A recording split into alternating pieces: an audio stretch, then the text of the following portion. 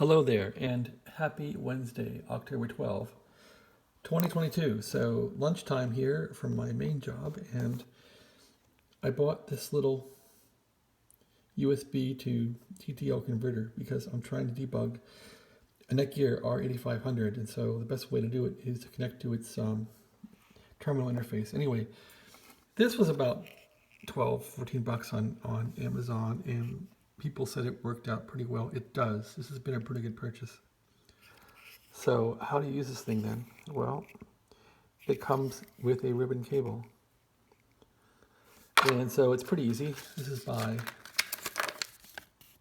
DSD Tech. The first thing you want to do is when you plug this thing into USB, so take a look at this. So here's my dev directory on a MacBook, and you see there's one device there, and that's not the one I'm caring about. That's something else I've had. So now when I plug this thing into the USB, it will hopefully find the other device, find this device. So let's plug this into USB now, if I can get it to go.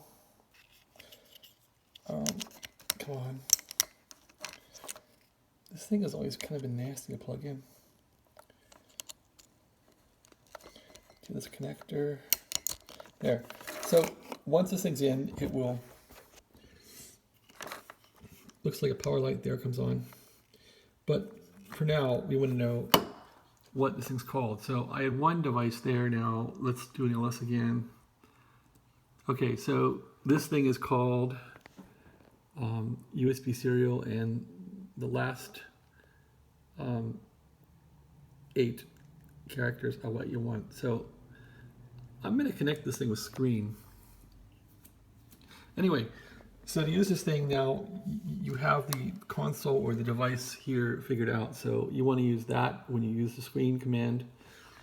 Here's the little device here. You want to plug in the ribbon cable that comes with it, and the ribbon cable looks like this. I have a device under test here that I'm working on. So here's the ribbon cable here, and the red is plus, and so you want to match that red with the plus wire on this device. So looking at it with some better light, we have what? So from what I can see here, the plus is going to be on the left side. It's called VCC with an arrow. So the arrow key on the left there, which you can see clearly, will go to the red wire. So I'll put the phone down for a minute, and I'll connect this cable up for a minute. There we go. Now take a look. So it's connected, and we have the red wire going with the arrow. There's the arrow, there's the red wire, and ground's a black wire next to it, so that makes sense. You see the black wire, you see the ground symbol, GND, all that stuff makes sense. Okay, so what else can we do here then? You want to connect this thing up to your device under test. In this case, I have a Netgear R8500 what I want to debug. So you want to find a little header plug in this thing, and there it is right there. If I can get it in the camera, right there. So you can see how these are now connected. There's a, and let me just flip this around to get a better picture of it here.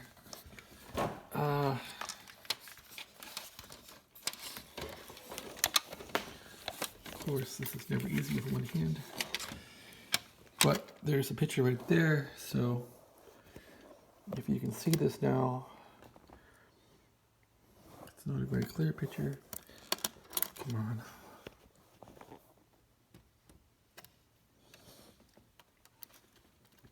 It's never easy, is it? Anyway, this goes RTGV. Let me set it down here. Let's jam something in here to hold this thing up. That's not going to work. How about a pair of glasses? Will that work? Sure. How do you like that? Okay, so finally, I can show you these wires here. Okay, there's a good shot. So R for receive, T for transmit, G for ground. The V you don't use, it's voltage or whatever, you don't want to use that. So I have blue wire on R, so the blue wire from this ribbon cable is on the R. The green wire is on the T, and the ground is the black wire, the G. The V is not used. And what does that correspond to here? So taking a look, the blue wire, which is first, the blue wire is counting down 4, 1, 2, 3, 4. It's TXD. So TXD is going to the first pin here. TXD is going to the pin labeled R. So they're reversed. So the R pin and T makes sense.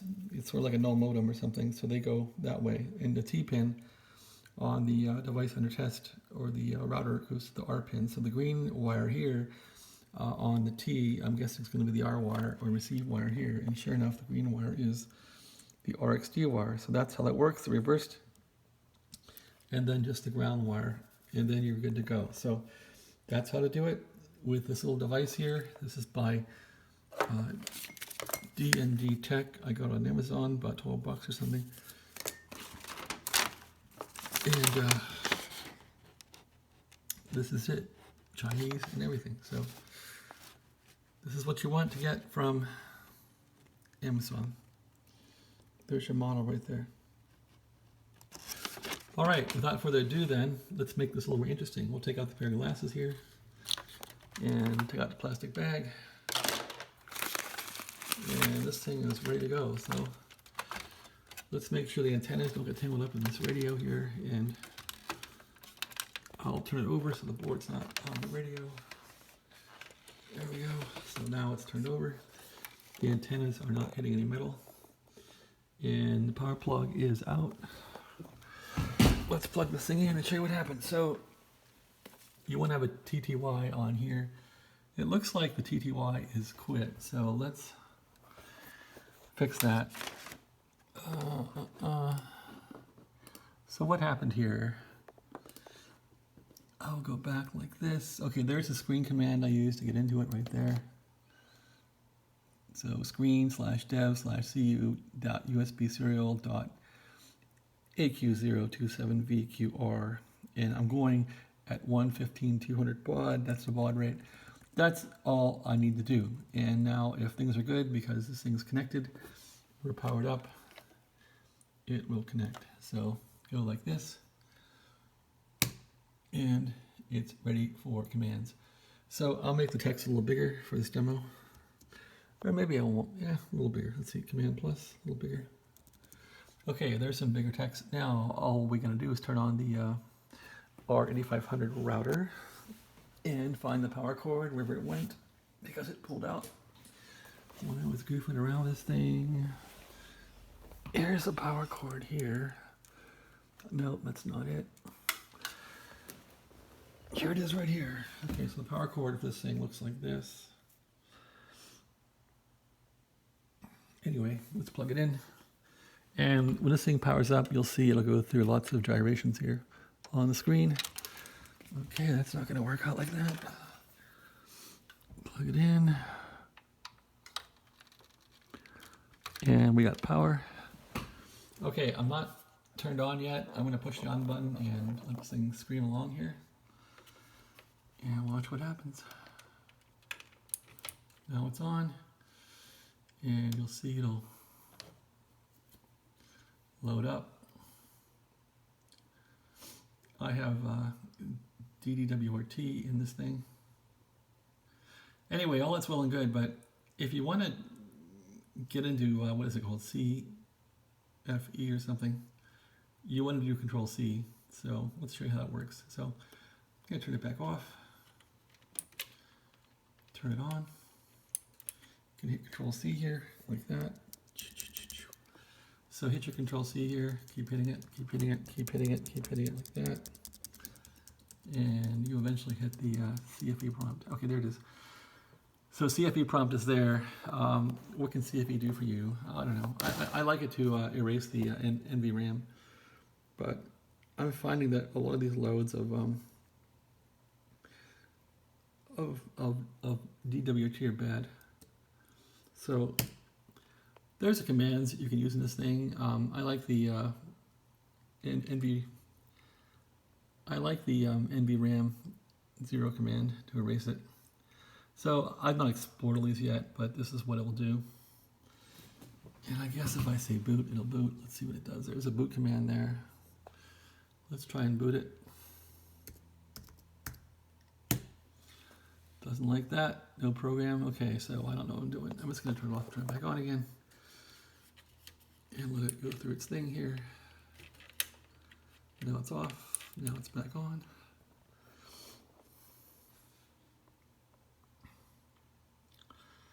So it will eventually boot up dd-wrt, but when you watch the kernel boot, there's a lot of errors and problems. So this is a really sloppy job for this kernel. It doesn't have all the devices that this router has on the bus. You'll see it's going to show a lot of things are missing eventually here. You'll see the kernel load up.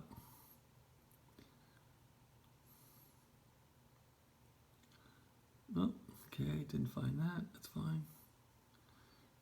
Not sure why it wants to find that. Could be a debug where they're booting it remotely. So you'll see lots of stuff will not be found in this thing. So a lot of devices, it seems, can't be found. So I think this kernel is bad. This is a Kong build. This is Kong's summer build. I think it's a 2022 summer build. Anyway, it's not working so well. So yeah, you can see where PCIe enumeration failed with a probe. The HD bud start failed. I don't know if this stuff's important or not, but this is what I've been dealing with here. Just seeing how this works.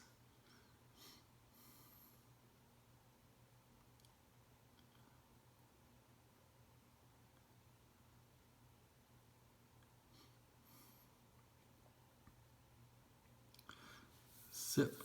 That's a phone system. That's funny. Okay. So when it gets to this point, I think it's pretty much booted. When it starts mucking around with these ports, it's up and running. I think pretty much. Create.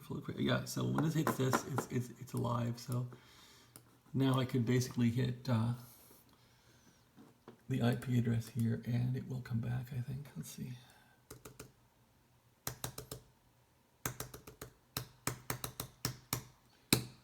Yep, there it is. It's all running. So the problem with this build is this is Kong's build here.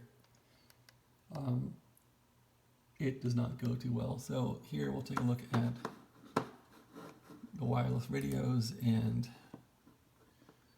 first of all, there's 3 radios in this thing. I can see 2. So when I tried Brainslayer's build, I would get a radio up here as I get a WL0 was the 5 gig radio, and WL1 was 2.4. So this thing's all screwed up, and if I try and go to a different channel, I can't. So I'm not liking this a whole lot. It's just not working well. So I tried erasing the NVRAM with NVRAM 0 to think that would fix it. It didn't. So I'm not sure how these guys populate NVRAM with their builds. I did try to reinstall this thing once and it didn't work. So okay, so on this radio I have some channels, but I should see 3 radios here, so this is not working too well. Anyway, that's my little tutorial here on how to connect these things using a TTL USB interface. Are you impressed? I'm not. But anyway, that's how to do it. So, and what's cool is when this thing's booted, you can hit enter and you can log in through the serial on this thing. So I could log in as root and my password, and this thing will be set.